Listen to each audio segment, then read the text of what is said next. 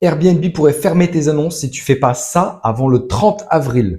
Alors tu te rends dans ton application Airbnb, normalement tu as reçu une notification, vérifier vos paramètres relatifs aux caméras de surveillance. Tu cliques dessus, tu descends un peu plus bas, ici tu as le dispositif de sécurité, présence d'une caméra de surveillance extérieure, donc tu mets oui ou non, ok.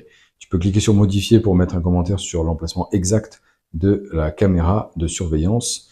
Et je t'invite du coup à faire le tour des autres fonctionnalités et de cocher si oui ou non ça s'applique à ton logement. Ensuite, tu enregistres. Il y a donc de fortes chances que Airbnb suspende ton annonce si tu ne le fais pas avant le 30 avril.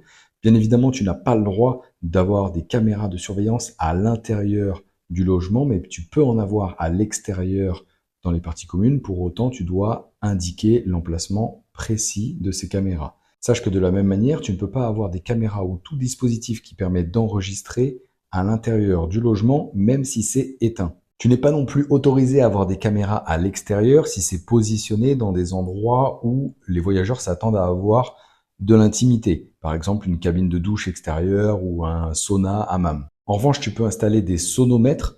C'est des dispositifs qui enregistrent le niveau sonore et non pas enregistrer ce qui se passe à l'intérieur. Donc, tu ne peux pas enregistrer de conversation à l'intérieur. Pour autant, tu dois en indiquer la présence, mais tu n'es pas obligé d'en indiquer son positionnement exact dans le logement. Et moi, c'est toujours Thomas et je t'aide à te professionnaliser dans la location courte durée. Donc, si tu veux être au courant de toutes les petites nouveautés qui se passent dans le monde de la location courte durée, Airbnb, Booking, tout ça, je te conseille de t'abonner.